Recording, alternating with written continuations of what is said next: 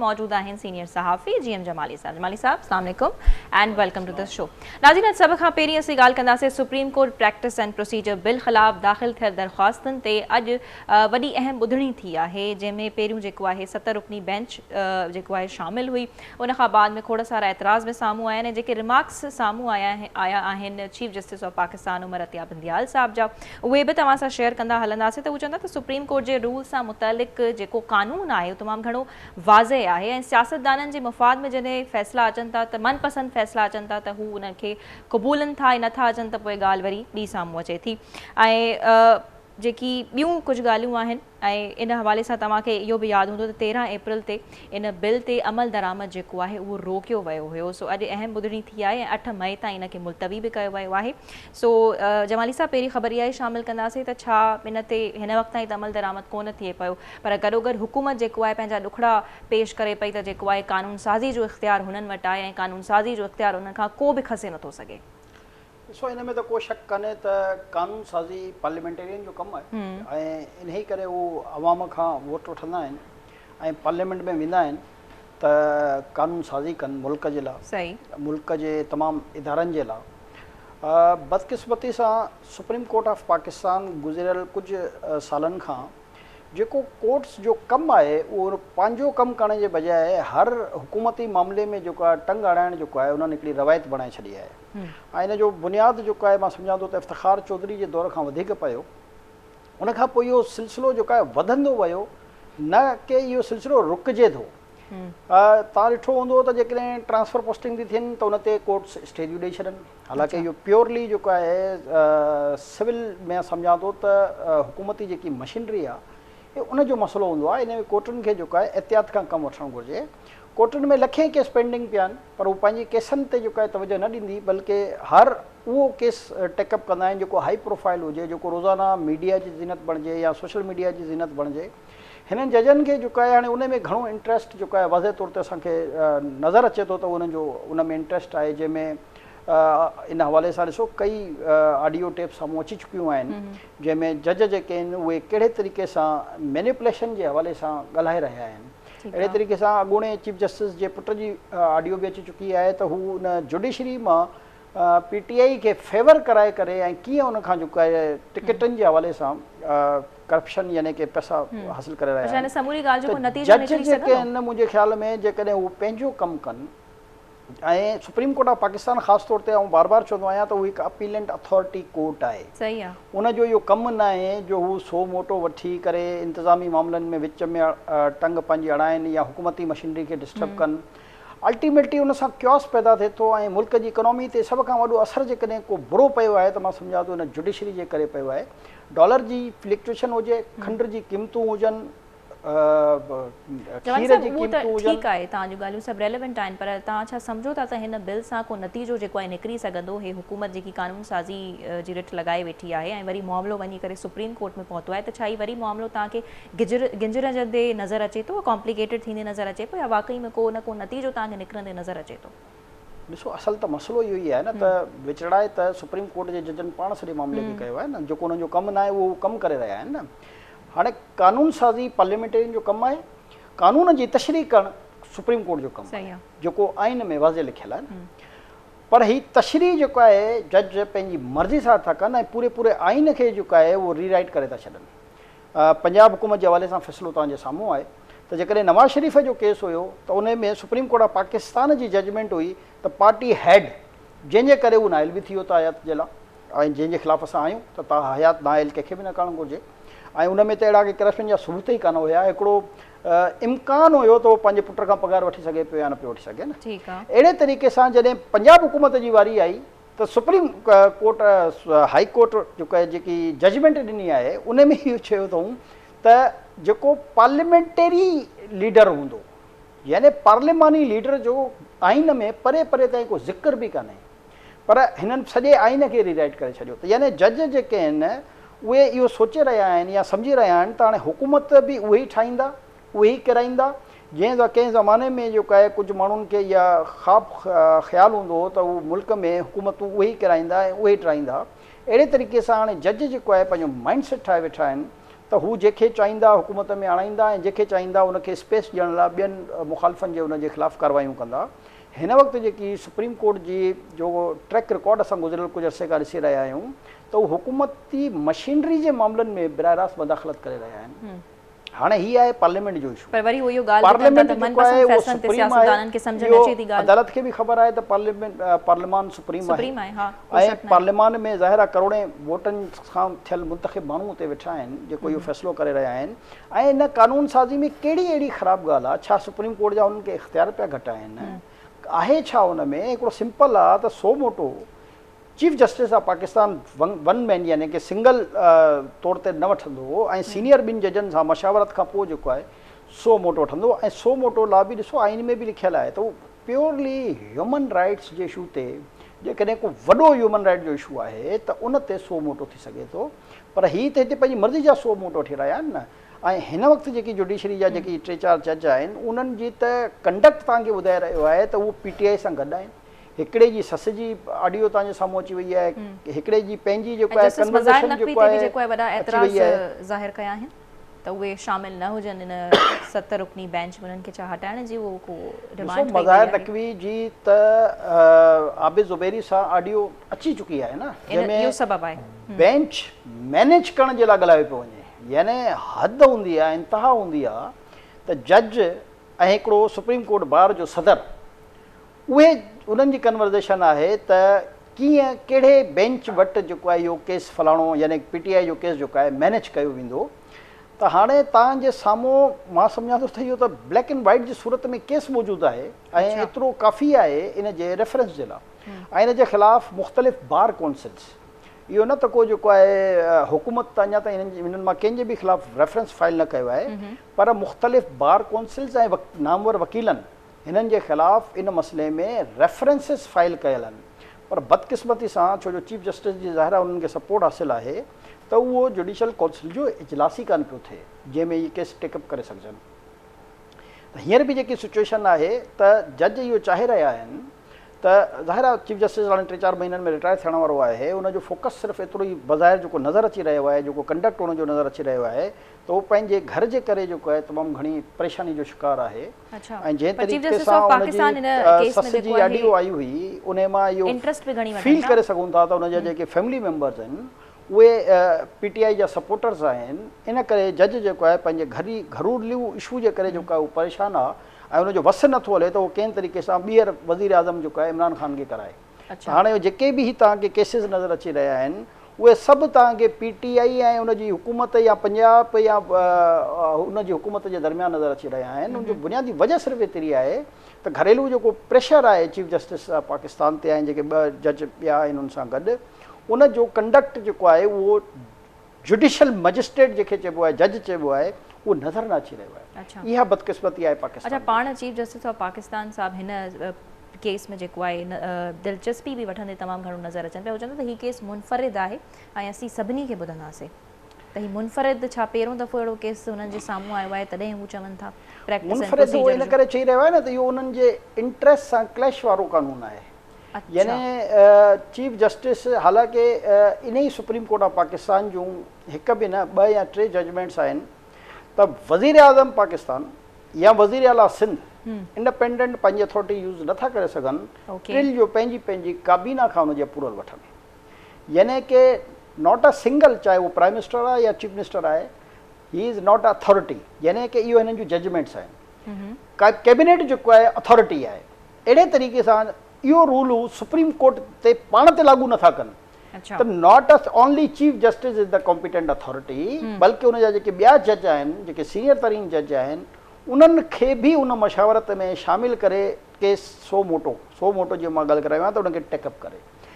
ऐं जेके bench fix थींदियूं आहिनि उन लाइ बि इहो ज़रूरी हुजणु घुरिजे त चीफ जस्टिस ऐं 2 या 3 जेके सीनियर मोस्ट जज हुजनि जेके वरी उनजी जाइ ते अॻिला चीफ जस्टिस थियणा आहिनि उन्हनि जी मशावरत सां बेंचिंग जो बि मसइलो हल कयो वञे। मसइलो इहो आहे त हिते हर माण्हू चवंदो आहे त पावर जेको आहे उहो सिर्फ़ु मूं वटि रहे। अहिड़े तरीक़े सां चीफ जस्टिस साहब जो बि इहो ख़्यालु आहे त इहो पावर जेको आहे हुकूमत खे वक़्ताइतियूं शयूं यादि आयूं। जे अॼु बि जेको आहे क़ौमी असेंबली में इजलास थियो ऐं उन में वफ़ाक़ी वज़ीर ख़्वाजा आसिफ़ चई रहिया त असांखे जजिस जी तारीख़ जो हिसाबु ॾियो। केरु ॾींदो हिसाबु उन्हनि खे? कंहिंखां डिमांड कनि पिया उहा? जजनि जी सही- तारीख़ जो हिसाब त पार्लियामेंट खे वठणु घुरिजे न पर ऐं हू उन जो इजलास में हिसाब जेको आहे असेंबली में बीह करे इहा ॻाल्हि पार्लियामेंट कनि पार्लियामेंटेरियन एतिरी जुरत पैदा कनि एतिरी बहादुरी पैदा कनि ऐं पंहिंजी क्रेडिबिलिटी एतिरी पैदा कनि जो भुटे खां वठी उन जी फांसी खां वठी हिन वक़्त ताईं जेके अदलिया जा इन क़िस्म जा मुतनाज़ा फ़ैसिला आहिनि उन ख़िलाफ़ु हिकिड़ी पार्लियामेंटेरियन कमेटी ठाही उन पार्लियामेंटेरियन कमेटी जी जेके बि फाइंडिंग्स अचनि उहे क़ौम जे साम्हूं आणनि त हुन वक़्त खां वठी हिन वक़्त ताईं जुडिशरी जो रोल छा रहियो आहे पाकिस्तान में। अच्छा त इहो पार्लियामेंटेरियन जो कमु आहे पार्लियामेंटेरियन चाहिनि पर उन लाइ उन्हनि खे हिमत खपे जुरत खपे ताक़त खपे उन्हनि जी क्रेडिबिलिटी खपे त हू इहो करे पर सघनि छा था ई सही वक़्तु आहे इहो सभु ॻाल्हाइण जे लाइ छा उन्हनि खे सभु इहो पहिरियों यादि कोन आयो हुयो छो त इन ई शयुनि खे मद्देनज़र रखंदे शायदि चीफ जस्टिस ऑफ पाकिस्तान चवंदा त हू पंहिंजे मनपसंदि फ़ैसिलनि ते त ख़ुशि आहिनि। ॾिसो जॾहिं कंहिंजी ॻिची में मामलो पवंदो आहे त पोइ ज़ाहिर इहे शयूं नज़र ईंदियूं आहिनि न इन खां अॻु में जेको आहे इन वक़्त में अहिड़ी का सिचुएशन आई कान हुई जो इन क़िस्म जो कानून साज़ी जी ज़रूरत महसूसु कंदा जॾहिं त इन कानून साज़ी जी ज़रूरत हुई रूल्स ऑफ प्रोसीजर खे तब्दील करण जी ज़रूरत हुई पर छो जो उन वक़्तु कंहिं पार्लियामेंटेरियन जी तवजह कान हुई इन तरफ़ हुननि जी ॻिची में मामिलो न पियल हुयो हाणे जॾहिं हिननि जी ॻिची में मामिलो पियो आहे त यकीनन हिनखे कानून साज़ी यादि आई आहे त मां इहो नथो चवां त हिन जी टाइमिंग छा आहे मां सिर्फ़ु एतिरो अर्ज़ु करे रहियो आहियां त कानून ठीकु आहे इहो थियणु घुरिजे हाणे ही मौक़े जे हिसाब सां हिन मौक़े जे जेको कॉन्सेप्ट इहो वञी रहियो आहे त इहो हिन फलाणे केस खां बचण लाइ या जेको आहे त जीअं सो मोटो छो जो सो मोटो में हिन वक़्तु 2 या 3 वधीक इम्पोर्टेंट केस आहिनि वधीक एतिरा कान्हनि हिकिड़ो सिंपल इहो आहे जेको सो मोटो नवाज़ शरीफ़ जे हवाले सां थी चुको आहे त उन में रिव्यू जो ऑप्शन ई कान्हे हालांकि केॾो वॾो ज़ुल्म आहे इहो त तव्हां कंहिंजे ख़िलाफ़ु ॾिसो कानून जेको ठहियो हो न उहो हिकिड़ो ॾाढो सिंपल हो त हेठि जुडिशरी में केस हलंदो उन खां पोइ वरी उनखे हिकिड़ी अपील हाई कोर्ट में इख़्तियार हूंदो करे उन खां पोइ वरी उन वटि अञा अपील जो इख़्तियार हूंदो सुप्रीम कोर्ट में वञे त तव्हां 100,000 मिसालूं अहिड़ियूं हूंदियूं जेके लोअर जुडिशरी खां सज़ा मिली हूंदी पर जॾहिं उहो अपर कोर्ट में हाई कोर्ट या सुप्रीम कोर्ट ऑफ पाकिस्तान में हूंदा त उन्हनि खे वरी रिलीफ मिलियो हूंदो इट मीन्स त हेठी लेवल ते किथे न किथे को गड़बड़ या को अभाम या फ़ैसिले में को बदनियती शामिल हूंदी न अहिड़े तरीक़े सां हिन सो मोटो में त तव्हां वटि अपील जो राइट ई कान्हे यानी जेको चीफ जस्टिस फ़ैसिलो करे छॾे बसि उहो माण्हू अॻिलो माण्हुनि जी त सियासत ख़तमु थी वञे जीअं नवाज़ शरीफ़ जी सियासत त हयात नाइल करार ॾेई छॾियो आहे हिननि त ज़ाहिर अपील जो हक़ु हुजणु घुरिजे ऐं जंहिं त हाणे इन ई साकिब निसार जूं मुस्तक़िल ऑडियोज़ अची रहियूं आहिनि यानी जज जंहिंजे लाइ ज़रूरी आहे त उहो बाइस न हुजे हींअर तव्हांखे जज जेके आहिनि उहे बाइस नज़र अची रहिया आहिनि न काज़ी जो जेको मक़सदु हूंदो हुयो काज़ी इन ई करे हूंदा आहिनि त उहे बाइस न हुजनि उन्हनि जा फ़ैसिला जेके आहिनि उहे मेरिट ते हुजनि पर हिते जेको आहे हिकिड़ो बि को फ़ैसिलो हिन काज़ियुनि जो या जजनि जो जेको आहे तव्हांखे मेरिट ते नज़र ई नथो अचे न मेरिट ते कनि त को मसइलो कान्हे मेरिट सभिनी जे लाइ हुजे यानी ॾिसो जॾहिं नून लीग या पीपल्स पार्टी जा केस इन्हनि जजनि वटि पिया अचनि त हिननि जा रिमार्क्स त ॾिसो न था हाणे जज जो कमु आहे जो चए त फलाणी पार्टी जो अॻुवाण जेको आहे उहो सिसिलियन माफ़िया आहे वो अंडरवर्ल्ड जो डॉन आहे ये जुमला जेके आहिनि इन जी जजमेंट्स में लिखियल आहिनि यानी मां चवंदो हिननि खे ख़ुदा जो ख़ौफ़ बि कान्हे भई केस ईंदो आहे जज वटि जेको ॿई धुरियुनि जा वकील आर्ग्यू कंदा आहिनि जेको कानून पेश कंदा आहिनि उनजे मुताबिक़ तव्हांखे पंहिंजी जजमेंट लिखणी हूंदी आहे पर तव्हां जेको आहे अज़्यूम कयो था कंहिंजे बारे में त हीअ सिसिलियन माफ़िया आहे हिननि जो तरीक़ेकार हीअ आहे जज जो इहो कमु न आहे जो उनजो तरीक़ेकार ॿुधाए जज जो कमु आहे जेको तव्हां वटि मेरिट डीमेरिट आहे उन ते फ़ैसिलो ॾिए पर हिते जेके असां माज़ी जूं रवायतूं ॾिठियूं आहिनि उहे एतिरियूं ख़ौफ़नाक आहिनि ऐं एतिरी बदबूदार ऐं ग़लीस आहिनि जो उन्हनि ते ॻाल्हाइण खां सवाइ असां रही नथा सघूं हाणे हिन प्रैक्टिस एंड प्रोसीजर बिल जो आख़िर थींदो छा लागू थींदो ॾिसो जेकॾहिं हिन चीफ जस्टिस ऐं ॿिनि जजनि जेको इहो प्रॉब्लम्स क्रिएट कयो आहे छो जो उन बिल खे तमामु जेके सीनियर वकील्स आहिनि बार्स आहिनि हाई कोर्ट्स बार आहिनि सुप्रीम कोर्ट बार्स आहिनि पाकिस्तान कौंसिल बार आहे इन्हनि सभिनी जेको आहे उनखे वेलकम कयो आहे त अल्टीमेटली इहो ई थींदो त ही 2-4 महीना जेके जेतिरा ॾींहं बि हाणे बंदयाल साहब पाण मौजूदु आहे त साईं जेको आहे थी सघे थो ईअं ई हेरिंग में ईअं ई हलंदो रहे ऐं जेकॾहिं हिननि हिनखे ख़तमु कयो बि जेको असां हिकिड़ो जेकॾहिं अज़्यूम करे छॾियूं असां जेकॾहिं हिकिड़ो अज़्यूम करे छॾियूं जेकॾहिं ख़तमु करे बि त अल्टीमेटली हिनखे सेप्टेंबर में रिटायर थी वञिणो आहे त उनखां पोइ जेके ॿिया जज ईंदा ही सो पार्लियामेंटेरियन अच्छा, ख़बर मौजूद तेसिताईं आहिनि, पार्लियामेंट त मौजूद आहे, उन खां पोइ थी सघे थो हिन में अञा कुझु ॿियूं तरमीमूं करे वरी हिकिड़ो नए सिरे सां कानून ठही वञे, इहो कोई एतिरो वॾो मसइलो कान्हे।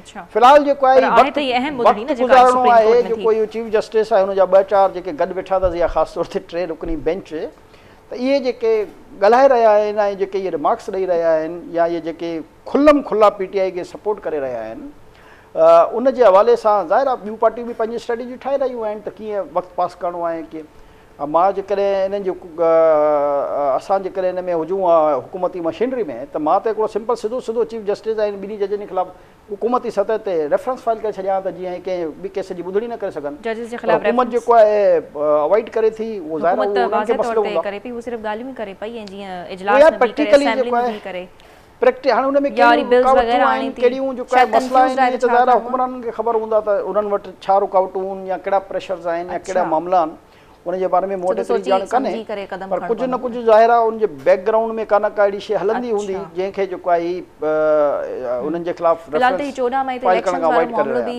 तमामु घणो फ्री रहियो आहे। आख़िर छा थियण वञे पियो जमाली साहब, घरू वज़ीर जेके आहिनि वफ़ाक़ी घरू वज़ीर राणा सनाउल्लाह साहब, त उन्हनि ते हिकिड़ो स्ट्रेट फॉरवर्डली चई छॾियो आहे त 14 मई ते इलेक्शन जेके आहिनि नामुमकिन आहिनि, ऐं उन बावजूद बि PTI चवे पई त जेको आहे पोइ PTI सां ॻाल्हियूं करण जी छा मतिलबु तुक आहे? उहो त उन हिदायत कई आहे सुप्रीम कोर्ट ऑफ पाकिस्तान, त ॻाल्हियूं कयो, इन करे ॻाल्हियूं करे रहिया आहिनि। ऐं पर इहो त सभिनी खे ख़बर आहे त हुननि जी छा डिमांड आहे, उन बावजूद टेबल ते वेहनि था, त जस्ट सिर्फ़ु ॾेखारिणो आहे त असीं टेबल ते वेहूं था, पर का ॻाल्हि या को नतीजा ख़ासि गुफ़्तगू जी कंहिंखे का उमेद कोन्हे का। 3 रुकनी बेंच खे जेको आहे सेटिस्फाई करिणो आहे न, त असां ॻाल्हियूं कयूं था।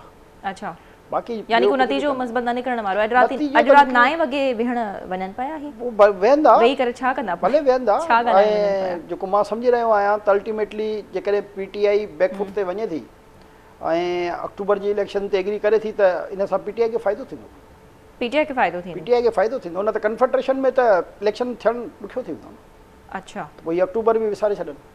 ओके, अच्छा, कुझु नून लीग जा जेके ख़ासि ऐं सीनियर अॻवान आहिनि, जावेद लतीफ़ जीअं साहब थी विया या कुझु ॿिया, त उहे इन हवाले सां यानी PTI सां ॻाल्हियूं करण जे हवाले सां त ॾाढी मुख़ालिफ़त कनि पिया डे 1 खां। मुख़ालिफ़त त ॾिसो कंदा, उन्हनि खे ॿुधो कोन वञे पियो। ज़ाहिर आहे सुप्रीम कोर्ट ऑफ पाकिस्तान जो इहो कमु त न हो न जो हिदायत करे पॉलिटिकल पार्टियुनि खे त तव्हां फलाणी पार्टी सां मुज़ाकरात कयो। इहो चीफ जस्टिस या 3 रुकनी बेंच जो इहो कमु कान्हे। पर तव्हां ॾिसो साॻियूं जमातूं जेके आहिनि अमल बि त कनि थियूं न फ़ैसिले ते? न, अमल त कान था कनि, टाइम पास थियूं कनि, अमल केरु थो करे? अच्छा, अमल करण में ऐं टाइम पास करण में फ़र्क़ु हूंदो आहे न।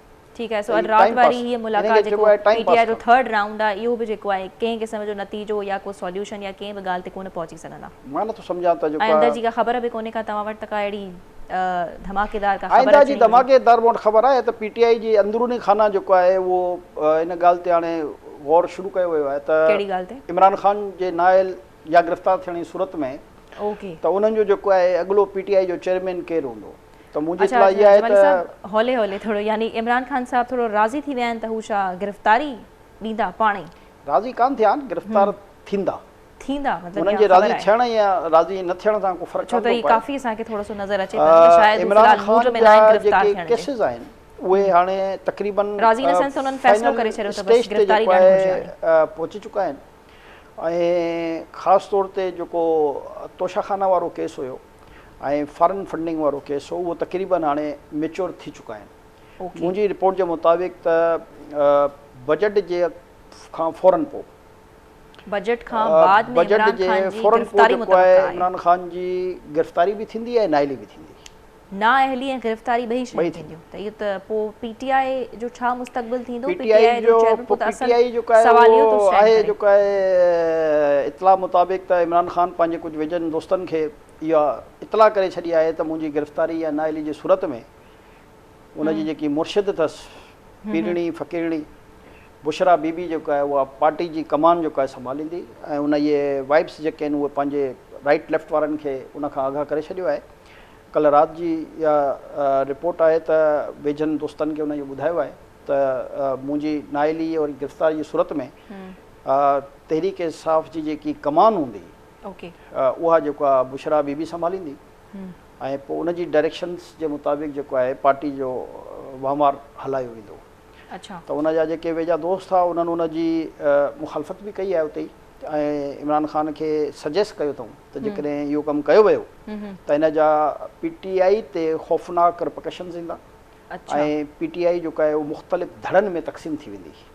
ओके। हाणे इहा एडवाइस हुनजे वेझनि दोस्तनि हुनखे करे छॾी आहे। पर हिन वक़्तु PTI पर हाणे सिर्फ़ु धरणनि जी ॻाल्हि करे पई त जेकॾहिं हुकूमत इलेक्शन ते राज़ी न पई थिए पोइ त इहा समूरी सिचुएशन जेकॾहिं असीं नज़र हेठि रखूं पोइ त ई क्लियर आहे न त अहिड़ा हू राज़ी बि थी सघनि था हुकूमत वारी ॻाल्हि ते। इन ई करे मूं चयो त अक़लमंदी जो तक़ाज़ो हिननि खे इहो थो चए त हीअ अक्टूबर वारी इलेक्शन ते जेको आहे एग्री करे वञनि। अच्छा, इहो PTI खे कीअं फ़ाइदो पहुचाईंदो जेकॾहिं तव्हां मुंहिंजी इहा बि एक्सप्लेन रिपोर्ट करे आहे सघो त पीपल्स पार्टी जे शरीक चेयरमैन आसिफ ज़रदारी जेको आहे नून लीग खे ऐं PDM जी ॿियनि जमातनि खे इहो मशवरो ॾिनो आहे त जेकॾहिं PTI एग्री करे थी त मुल्क में असां स्टेबिलिटी जे लाइ 20 ऐं 25 सेप्टेम्बर जे दरमियान में जेको आहे उहो इलेक्शन कराइण जे लाइ तयारु थी सघूं था। अच्छा। त अॼोकी ॾिसूं था सितंबर महीने में त उअं बि ही लहराइनि पिया थोरो घणो न हूअं त ख़ैर अक्टूबर नवंबर में इलेक्शन थियणा हुआ त बहरहाल महीने मां पहिरियों बि चयो त महीने ॾेढ जो ई फ़र्क़ु आहे न, कोई एॾो वॾो फ़र्क़ु कान्हे। त बहरहाल आसिफ ज़रदारी जेको आहे मुस्लिम लीग नून ऐं PDM जा जेके ॿिया लीडर्स आहिनि उन्हनि सभिनी खे इहो कन्विंस करण जी कोशिशि कई आहे त स्टेबिलिटी, छो जो पाकिस्तान जी ज़ाहिर इकोनॉमी सभ खां वॾो मसइलो आहे, बिल्कुलु सभ खां वॾो चैलेंज आहे त आवाम खे कीअं रिलीफ ॾेई सघिजे। जी। त जेकॾहिं मुल्क में स्टेबिलिटी जे लाइ जेको हुननि सजेशन ॾिनी आहे PDM जे काफ़ी लीडर्स खे ऐं तक़रीबन 70% जेके PDM जा लीडर्स आहिनि उहे इन शइ ते इतफ़ाक़ बि करे चुका आहिनि त जेकॾहिं सेप्टेम्बर जे 3 हफ़्ते में इलेक्शन आम यानी कि सॼे मुल्क में क़ौमी ऐं सूबाई असम्बली जा इलेक्शंस कराया वञनि त उहो उन मामले ते घणे हद ताईं एग्री थी चुका आहिनि। पर हाणे डिपेंड थो करे रवैये ते त इमरान ख़ान जो रवैयो छा आहे, यानी जेकी हिननि जी मज़ाकराती टीम आहे इन जो रवैयो छा आहे। जेकॾहिं हिननि जो रवैयो मुस्बत रहियो त पोइ इन तरफ़ ॻाल्हि अञा अॻिते वधी सघे थी। अच्छा, ठीकु आहे। पोइ ही पंहिंजी जेकी हुकूमत आहे हिन वक़्तु ठीकु आहे, इहे त इलेक्शन्स वारियूं ॻाल्हियूं में जेके आहिनि असीं करे वरितियूंसीं, तव्हां वॾी जेको आहे मुंहिंजे ख़्याल में ख़बर ॾेई छॾी। सो इहो ॾिसंदासीं ईंदड़ ॾींहंनि में जमाली साहिब जूं खोड़ जेके ख़बरूं आहिनि जॾहिं बि हुननि असांखे ॾिनियूं आहिनि त उहे नाज़रीन सच साबित ज़रूरु थींदियूं आहिनि। यानी शाम जो असांखे जमाली साहिब ॿुधाईंदा आहिनि ऐं या राति वञी ट्रू बेसिकली इमरान ख़ान जेको आहे न, मां जीअं मां चवंदो आहियां मूंखे हिन में को अभाम न आहे। ठीकु आहे, जमाली साहिब हिन ते ॻाल्हि ॾाढी अनरियल थी लॻे उन सां रिलेशन्स रहिया आहिनि इमरान ख़ान सां। अच्छा। त हिन वटि पंहिंजी सोच जेको आहे न उहो आहे कान। हीअ हमेशह जेको आहे ॿिए जी सोच ते हलण वारो इंसानु रहियो आहे माज़ी खां वठी हिन वक़्तु ताईं जी जेको हिन जो ट्रैक रिकॉर्ड थो ॿुधाए। अहिड़े तरीक़े सां जेकी इतला मुताबिक़ हिन जी पीढ़ी हिन खे ज़ाइचा कढी ॾिना आहिनि उन मुताबिक़ जेको आहे त ही गिरफ़्तार बि थींदो, नायल बि थींदो। ऐं उन ई सोर्सिस खां असांखे बि इहा ख़बर मिली आहे त हुन वरी उन्हनि खे अञा अॻिते वञी ॿुधायो आहे हुनजी पेशन गोई त हाणे तुंहिंजी जेको चेयरमैनशिप आहे यानी PTI जी चेयरमैनशिप जेको आहे उहा कंहिं माई वटि हुजणु घुरिजे, छो जो ज़ाहिर उहो पंहिंजे लाइ त नथी चई सघे न डायरेक्ट, माई वटि हुजणु घुरिजे ऐं जंहिंजो नालो जेको आहे ॿिए सां जेको आहे स्टार्ट थिए। इहे ज़ाइचा इहे इन खे सम्झा निकिरंदा आहिनि। अच्छा। त हाणे हुननि जो माइंड सेट जेको आहे ठाहे छॾियो आहे त तूं हीअ थींदे ऐं जेको उहो थींदो। उन खां पोइ जेको आहे चयो अथईंसि त जेकॾहिं ॿिए जे लफ़्ज़ सां शुरू थींदड़ जेके माई जेकी हूंदी उहा जॾहिं चेयरमैनशिप संभालींदी त तव्हांजी PTI जेका वरी हुकूमत में अची वेंदी। त इहे जेके कहाणियूं आहिनि इहे ज़हनी तौर ते उनखे इहे ॿुधायूं वयूं पर ॿिए सां छा ख़बर जमाली साहिब को ॿियो कोई हुजे इमरान ख़ान जी पार्टी में? असल में तव्हांखे यादि हूंदो जॾहिं हुन पहिरियों ज़ाइचो कढियो उहो बि ॿिए सां कढियो हुयो ऐं बोज़दार जेको आहे वॾो वज़ीर थियो पंजाब जो, हालांकि तमामु पार्टी जे रहनुमाउनि उन वक़्त में त छो जो इस्टेब्लिशमेंट सॼी उन सां गॾु ई उन्हनि सभिनी पढ़ियल लिखियल सॼे तबिके हिनखे मना कयो त हिन बोज़दार खे पंजाब जो वॾो वज़ीर न लॻा, इन जा जेके आहिनि उहे ख़ौफ़नाक नतीजा निकिरंदा। पर उहे इमरान ख़ान छो जो पंहिंजे होश में रहंदो कान्हे त उनखे जेको बि बहरहाल ज़ाइचनि जे थ्रू उन्हनि ॿुधायो पंहिंजे जादूगरी सां उहो ई उन कयो।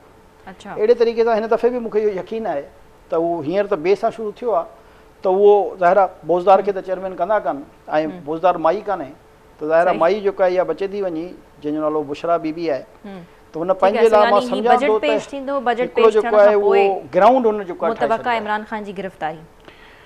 हा, जेके पावर कॉरिडोर में हिन वक़्तु ॻाल्हियूं हली रहियूं आहिनि उहे इहे ई हली रहियूं आहिनि त बजट खां अॻु में जेको आहे इन ते बराह रास्त हथ न विधो वञे। ओके।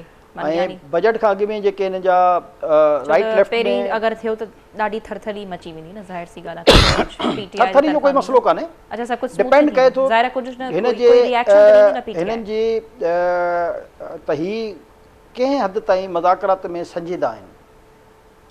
जेकॾहिं इन्हनि मज़ाकरात खे सीरियसली ग्राउंड रियलिटी जे मुताबिक़ ॾिसो, ग्राउंड रियलिटी जेको आहे न उहो ॾिसणी पवंदी आहे। जीअं 14 मई जी सुप्रीम कोर्ट हुजे या कहिड़ी बि कोर्ट हुजे, सुप्रीम कोर्ट जा 10 ऑर्डर्स घटि में घटि मौजूदु हूंदा बल्दियाती इलेक्शन पंजाब में या सिंध में कराइण जा।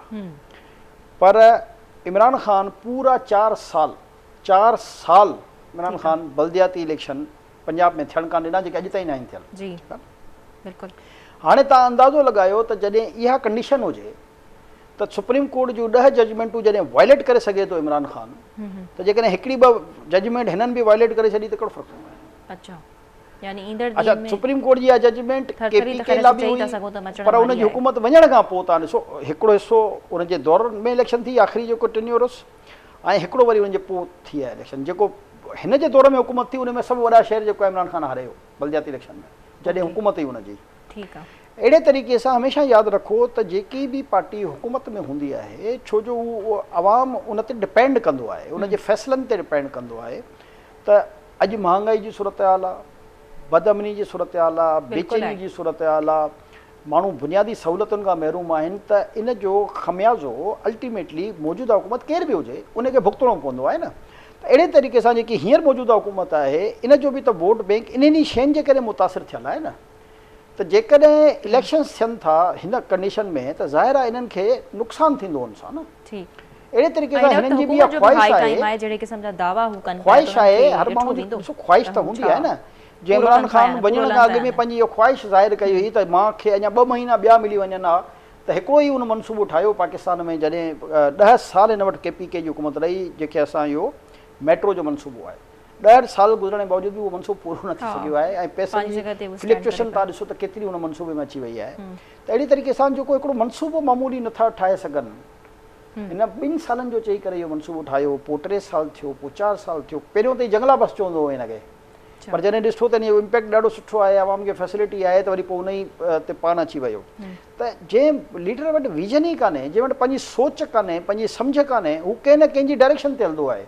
हाणे ख़बर थी पए त पहिरियों हलंदो एस्टेब्लिशमेंट जी डायरेक्शन ते, उनखां पोइ जेको आहे जेको इहो ज़ाइचनि जे ज़रिए हिनखे इतलाह ॾिनो थो वञे, टियों हाणे थी ख़बर पए त कुझु रिटायर आहे, कुझु हाज़िर जज आहिनि, उन्हनि जे एले खाना आहिनि जेके उन्हनि जा फ्रंटमेंट्स आहिनि, उन्हनि जी डायरेक्शन ते उहे हिनखे मशवरा ॾींदा आहिनि त हाणे हीअ करिणो आहे, यानी हिनखे पंहिंजो को ज़हन ई कान्हे, पंहिंजो को पॉलिटिकल डिसीजन ई कान अथसि।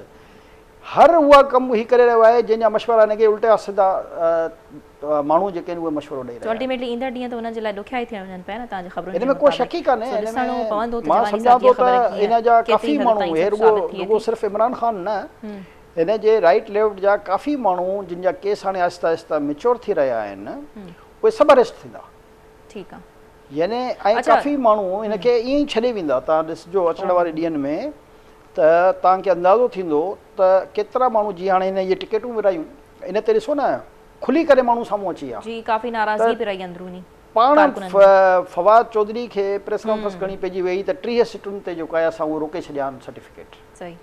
हाणे तव्हां अंदाज़ो लॻायो त सिर्फ़ु पंजाब में 30 सीटुनि ते ई जेको आहे हिकिड़ो इन जी पार्टी में कोहराम अची वियो आहे, ऐं उते जेको आहे कन्फर्टेशन पैदा थी वई आहे। ठीकु आहे। अहिड़े तरीक़े सां जॾहिं ॿियनि सूबनि में बि थींदा त उते बि ईअं ई थींदो, ऐं अञा क़ौमी असैम्बली जूं सीटूं ई न आयूं आहिनि, त तव्हां अंदाज़ो लॻाए सघो था त सूबाई असैम्बली जे तकनि में 30 सीटुनि ते 32 सीटुनि ते ई मसइलो आयो आहे।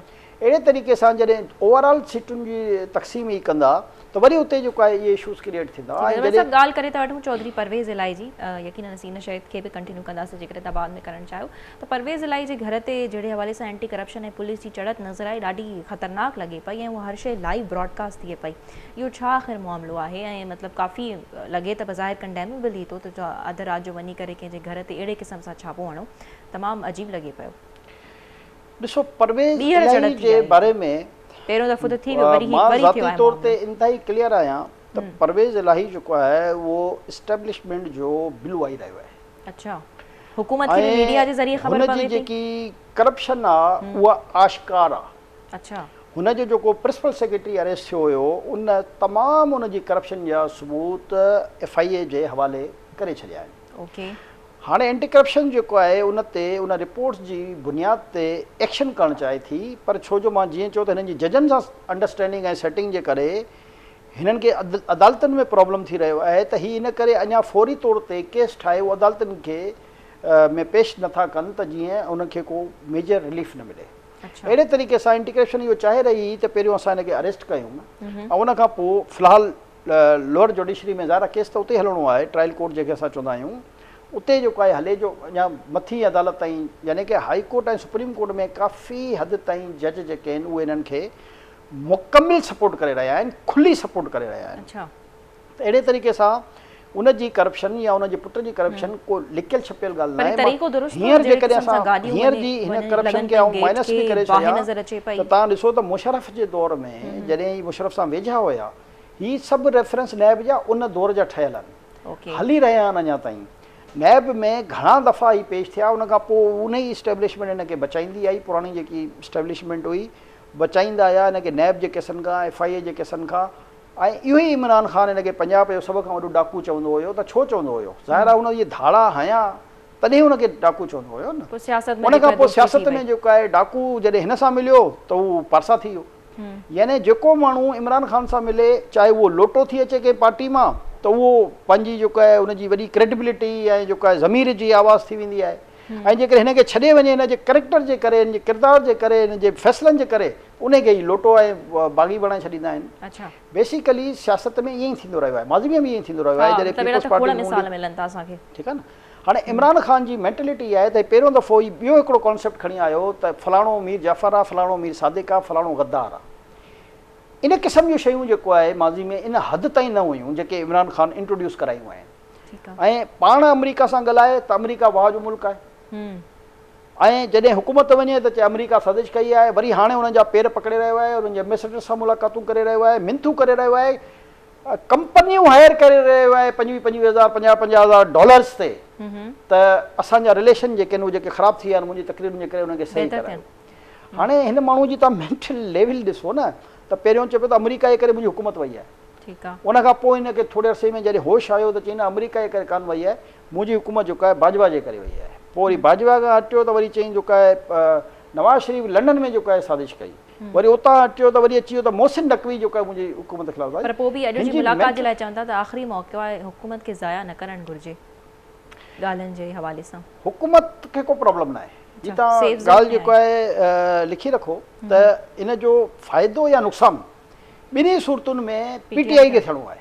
अच्छा, हुकूमत खे को हिन मां लॉस थी नथो सघे, छो जो जजनि जी जेकी हिन वक़्तु क्रेडिबिलिटी आहे, उनजो जेको फ़ैसिलो हे डिस्प्यूट करे वेठा आहिनि जेके, उहो ऑलरेडी 3 ऐं 4 जे दरमियान जेको आहे मामिलो घुमी फिरी रहियो आहे। जेकॾहिं 3 वारो फ़ैसिलो चवंदा इम्प्लीमेंट कयो त हो चवंदा 4 वारो फ़ैसिलो ऑलरेडी मौजूदु आहे। अहिड़े तरीक़े सां जेको आहे उन लाइ वरी जजनि खे हिकिड़ो ॿियो केस ठाहिणो पवंदो, या उन लाइ इहो ज़रूरी आहे त हीअ हिनखे बेंच ठाहिणी पवंदी फुल कोर्ट, जंहिंजे लाइ बार बार चई रहिया आहिनि। हे ठाहींदा कान, छो हिनखे ख़बर आहे त फुल कोर्ट में हाल छा थींदो। ठीक है जमाली साहब, ही हुकूमत को तव्हांखे आवाम जे लाइ छा कंदी नज़र अचे पई? ठीकु आहे, बजट बि अचिणो आहे, तव्हां कल्ह जेको आहे खोड़ ॻाल्हियूं ॿुधायूं त ही कुझु प्लान कनि पिया उजरत जे हवाले सां या कुझु फैसिलिटीज़ वग़ैरह फ़राहम कंदा, हिन बजट में असांखे नज़र ईंदियूं। पर छा वाकई में, छो त हाणे ही सफ़ा आख़िरी वक़्तु आहे, त do U think proper planning जेको आहे इहा हुकूमत बि करे रही आहे? ॿुधण में अचे थो त नवाज़ शरीफ़ साहब जो बि जेको आहे प्रेशर आहे, असीं कल्ह बि इहो डिस्कस कयो हुयोसीं, त वाकई में कुझु आहे IMF सां मुआइदो बि चवनि था त असांखे करे वञिणो आहे, ऐं बजट में बि जेको आहे सुठियूं सुठियूं शयूं आवाम खे मुहैया करे ऐं पोइ असांखे ख़ुदाफ़िज़ करणी आहे। एतिरो आसान आहे? असां त इहो चयोसीं त ही ज़ाहिर कोशिशि त कंदा न, आख़िरी बजट अथनि हिननि जो बि, त ही पंहिंजे तरफ़ां त इहा कोशिशि कंदा। जीअं मूं कल्ह बि चयो त नौकिरियुनि जो बि ऐलान करण वारा आहिनि हिन बजट में, उजरत वधाइण वारा आहिनि सभिनी जी, सरकारी मुलाज़िमनि जूं पघारूं ऐं अलाउंसिस वधाइण वारा आहिनि, रिटायर जेके माण्हू आहिनि उन्हनि जी पेंशन में इज़ाफ़ो करण वारा आहिनि। इहे सभु शयूं पंहिंजी जाइ ते। असल जेको मसइलो आहे हिन मुल्क में उहो आहे त महांगाई जे जिन खे कीअं क़ाबू कजे। जी बिल्कुलु। हाणे उहो उन जे लाइ कहिड़ी टैक्टिस इस्तेमालु कंदा, छो जो जेके बि आम माण्हू जे ख़रीदो फ़रोख़्त जूं शयूं आहिनि उहे उन जा रेट एतिरा वधी चुका आहिनि त जेकॾहिं तव्हां इहे 2-2 हज़ार पघार वधाए बि छॾियो त उनखे उनजो उहो बेनिफिट कान मिली रहियो आहे न। त हाणे बेनिफिट जिन शयुनि में मिलणो आहे, तव्हां इहो सोचो त तव्हांजो फ्यूल उन लेवल ते अचे, 282 तव्हांजी गैस जी प्राइस अचे, ऐं इहे वरी शयूं मिलनि तव्हांखे दस्तियाब हुजनि। हिते त वरी नायाब थियूं थी वञनि न। बिल्कुलु। अहिड़े तरीक़े सां छा तव्हांखे पाणी जेको आहे पीअण जो या ज़रात जो छा उहो मिली रहियो आहे। ॾिसो इहे उहे शयूं आहिनि जिन सां एक्चुअल आवाम खे रिलीफ मिली सघे थो न। जेकॾहिं आबादगारनि खे ऐं हारियुनि खे पाणी वक़्त ते मिली वञे, भाण वक़्त ते मिली वञे, ॿिज वक़्त ते मिली वञनि, ज़रई दवाऊं वक़्त ते मिली वञनि त तव्हांजी एग्रीकल्चर बूम करे थी। उन सां इम्पैक्ट ईंदा, इकोनॉमी जा इम्पैक्ट जेके आहिनि या तव्हांजा जेके सनती कारखाना जेके असां चवंदा आहियूं उन्हनि में गैस जी लोड शेडिंग न थिए, बिजली जी लोड शेडिंग न थिए त उन्हनि जी प्रोडक्शन जेको आहे वधे, जंहिंसां तव्हां पंहिंजी एक्सपोर्ट करे सघो। त इहे उहे शयूं आहिनि जेके बूम आणींदियूं आहिनि। हाणे इन्हनि शयुनि ते तव्हांजो केतिरो फोकस आहे ऐं तव्हां छा था करे सघो। प्लस हिते तव्हां ॾिसो त हाणे हर रोज़ु हिकिड़ो नयो टैक्स जी सूरत में तव्हांखे नज़र अची रहियो आहे त हाणे ही टैक्स इंक्रीज़ थी वियो, प्रॉपर्टी बि इंक्रीज़ थी वई, फलाणी शइ बि थी वई, गाॾी रजिस्टर कराइण वञो थियो, हर जॻह ते तव्हांखे प्रॉब्लम्स नज़र अची रहिया आहिनि। त हाणे इन प्रॉब्लम्स खे जेसि ताणी टैकल कान कंदा तेसि ताणी अवामी हमदर्दियूं त ज़ाहिर आहे हिननि खां रोज़ जी बुनियाद ते घटि थींदी वेंदियूं न। त हाणे हुननि खे बि इहो अहसासु आहे त ज़ाहिर आहे हू पर इहे सभु शयूं गॾु थी त कान थियूं सघनि। चेंज थी सगे तो पर खैर ये फ्यूल वाली त चेंज त असां पहिरियों बि चयोसीं त हुन जा 2-3 तरीक़ा आहिनि। ट्रेड जेको आहे चाइना खां फुल फ्लेज खुली वञे ऐं फ्यूल जेको 55 या $60 जे अंदरि अंदरि जेको आहे रशिया खां जेको हिननि एग्रीमेंट शायदि कयो आहे हिकिड़ो, उन ते जेकॾहिं इम्प्लीमेंटेशन शुरू थी वञे ऐं उहे पहुचणु शुरू थी वञनि शयूं, उन खां अलावा को फ़िलहाल ऑप्शन कान्हे। अच्छा ठीक है। अच्छा TLP भी जेको आहे को अल्टीमेटम ॾिनो आहे हुकूमत खे त जेको आहे 10 मई ताईं पेट्रोल सस्तो कन त असीं जेको आहे इस्लामाबाद जी तरफ़ लॉन्ग मार्च कंदासीं। ठीकु आहे, उहो बि उन्हनि खे बि करणु घुरिजे। अचानक सां TLP ऐं तरीक़े लबैक जेको आहे जा मुज़ाहिरा जेकॾहिं पुरअमन हुजनि त यकीन कयो असांखे को प्रॉब्लम कान्हे। बदकिस्मती सां जॾहिं बि हुनजा कंहिं क़िस्म जा मुज़ाहिरा थिया आहिनि उहे पुरतशद्दुद थी वेंदा आहिनि। अच्छा, जंहिंसां वरी अल्टीमेटली आम माण्हू खे नुक़सानु पहुचंदो आहे। ठीकु आहे। ॾिसो मां चवंदो त सियासी ऐं मज़हबी हर जमात खे आज़ादी हुजणु घुरिजे त हू पंहिंजा प्रोटेस्ट करे, मुज़ाहिरा करे, जलसा करे, पर अमन अमान खे हथ में न खणनि। उन सां ॾिसो अल्टीमेटली जेकॾहिं निजी इमलाक सड़े थी त ज़ाहिर आहे उहो हिकिड़े आम माण्हू जो नुक़सानु थिए थो न। कंहिंजी गाॾी सड़ी, कंहिंजी मोटरसाइकिल सड़ी, कंहिंजो रक्षा सड़ियो। पुरअमन एहतिजाज थियण तशद्दुदाना कार्रवाई छॾे करे हू पुरअमन एहतिजाज कनि त इन सां असांखे फ़ाइदो थींदो, छो जो गवर्नमेंट ते प्रेशर बिल्ड थींदो आहे ऐं इहो अपोज़िशन जो कमु हुजणु घुरिजे। त ख़ैर चलो मज़हबी जमात आहे, इहो कमु हुजणु घुरिजे इमरान ख़ान जो त खाइण पीअण जी शयुनि जे हवाले सां, बिजली जे बिलनि जे हवाले सां, गैस जे बिलनि जे हवाले सां उहो इन क़िस्म ते न ईंदो आहे। इन क़िस्म जा एहतिजाज खे छो जो हुनजी इहा तरजीह कान्हे न। हुनजी तरजीह त कंहिं बि तरीक़े सां इहा आहे त कुझु बि थिए, मैनिपुलेशन थिए, अदालत चए, एस्टेब्लिशमेंट चए, मूंखे हुकूमत में खणी अचो। हाणे हुनजी तरजीह जे बारे में ॾाढी वॾी ख़बर ॾिनी आहे जमाली साहब। खैर इहो ॾिसणो पवंदो त बजट खां पोइ इमरान ख़ान जे लाइ इमरान ख़ान छा वाकई में नाअहल ऐं गिरफ़्तार थियण वञनि था या न, इहो ज़ाहिर असांखे पोइ ॾिसणो पवंदो। सो जमाली साहब टाइम जेको आहे ख़तमु थी चुको आहे। तव्हांजी वॾी महिरबानी। इंशाअल्लाह नाज़रीन मुलाक़ात थींदी ईंदड़ हफ़्ते। पंहिंजो तमामु घणो ख़्यालु रखंदा। अल्लाह हाफ़िज़।